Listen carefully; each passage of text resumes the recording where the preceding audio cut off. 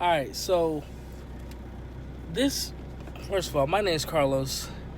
Um, y'all don't know me.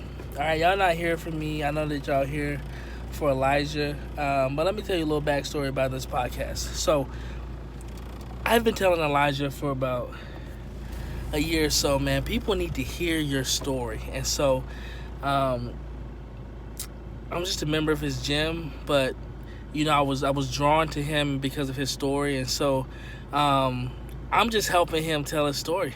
We're gonna talk a little bit about some of. I mean, you guys will get to know me, but like for the most part, like I want you guys to hear his story.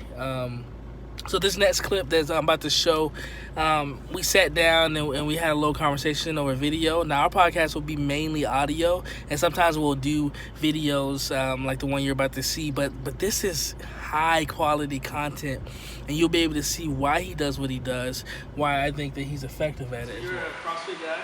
Yes, so a little background on me. Played basketball in college from Columbus, Ohio, born and raised in the CO, Columbus, Ohio. Um, got done playing basketball in high school and then went to a junior college in Chicago. Played for 2 years there, phenomenal time with my wife there. I then went to Tennessee Tech University, played basketball at Tennessee Tech. Graduated with a degree in exercise science and interdisciplinary studies. As soon as I got done with basketball, I got into strength conditioning. Started becoming a strength coach. At that same time, I started doing CrossFit. Didn't know what it was, just my strength coach was like, hey, you should do CrossFit, you'll be good at it. And I was like, all right, whatever. So I started doing CrossFit and I went to regionals. Didn't even know what it was, just went, just suited up.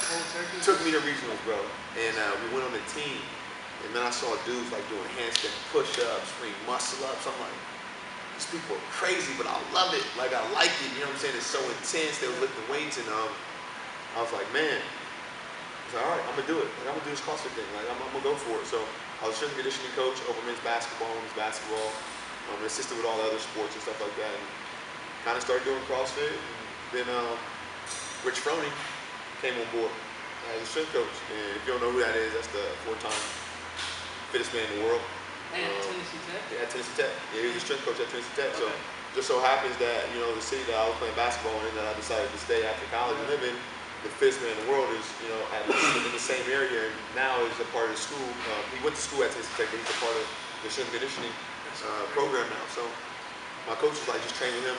Just whatever he does, do that and, you'll get there. Yeah. So I was like, all right, like for sure. And that's kind of what I did. My mom was just like, just train with him. So I started doing CrossFit. And then after a while, I was kind of like, I wanted to make it to the games. I knew I wanted to get to the CrossFit games. I wanted to be one of the fittest in the world.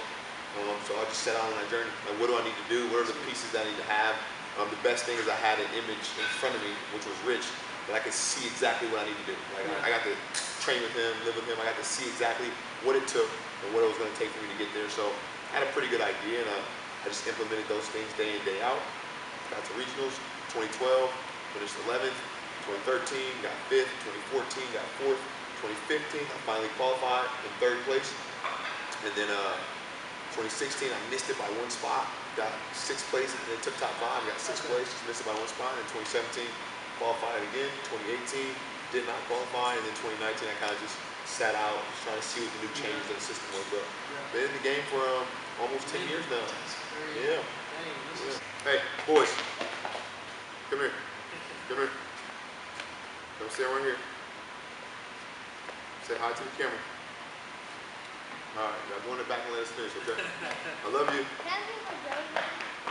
Explain just like your philosophy, your gym philosophy. Why do you do what you do? Yeah, so just to give you a background why my philosophy is what it is.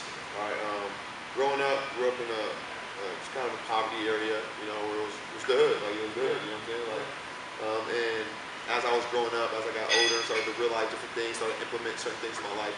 I started to realize, like, dang, like, man, we had every pair of Jordans, we had all Nikes, Dunks, like, my mom gave us a lot of things that we didn't need. And the only thing we needed was her attention and her love. And we got that at a very high value. So morally, we didn't make decisions, we didn't make a lot of bad decisions as kids, me and my sisters, morally, because this was instilled in us. So of course, I got older, I had kids, started to instill these things in my children, which like, y'all don't gotta have all this stuff. You don't really know what the stuff means anyway. Like you don't know what Jordans are. You know what I'm saying? Like it don't matter. I'm just gonna love on y'all continuously, every single day, every single hour. I'm gonna kiss on y'all. I'm gonna show y'all that Dad is here for y'all. And so that same kind of philosophy rolled over into everything. Where it's like, I'm gonna do this with people. Like, I'm gonna love on you. I'm gonna show you that I care, that I want you to succeed, that I want to be by your side and help you. Like I don't want anything from you, but the knowledge that you may be able to give me, so that I can then turn that into revenue or turn that into another business or whatever it may be. But the philosophy here just became one. It's called Unorthodox. All right, we are unorthodox. Right, we are different from the norm, and the reason why I say that is because I'm a young black man. I've been married once to the same woman. I have all my children by the same woman. I'm in my children's life, and I'm a business owner. And coming from where I come from, that's just unorthodox. That's different from the norm. That's contrary to belief, like what people do. That's different. So it was just me basically saying any stereotype that I think that we have as African Americans or black people, we're gonna break that stereotype. I'm gonna show people that we're humans.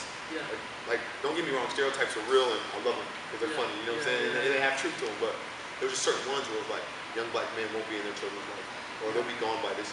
Young black women won't get married. They're least to get married or to stay with one man.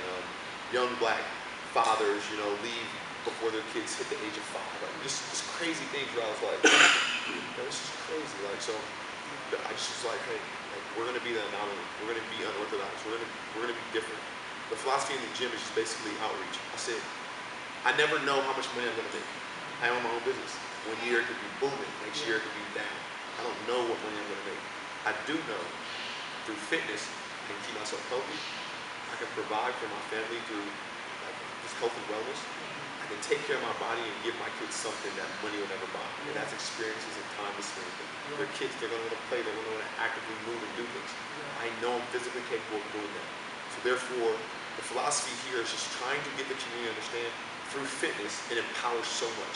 Because that job, you may be making $100,000 this year, next year you may be making $50,000.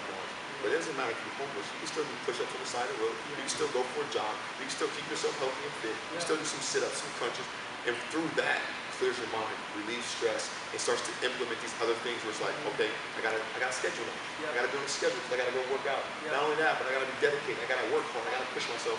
All these different things that you can constantly implement through fitness. So the philosophy here is just basically outreach, going to get people and getting them seeing that. Like, let's do this. And it just all started from when I was a child, just kind of implementing all the little things. And it was like, fitness is something that's untouchable. I guess the goal of this podcast is just really to talk about coffee, fitness, and then just anything that kind of falls in between. We're both dads.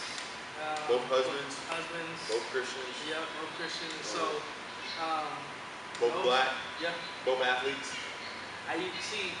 The athlete thing is I'm still developing that. Right? So I used to be a great athlete actually. And hey, now it's time to get back at it. For sure. So as you can see, he has a lot to offer, I think, to the CrossFit community and also to just the fitness community and just the parent,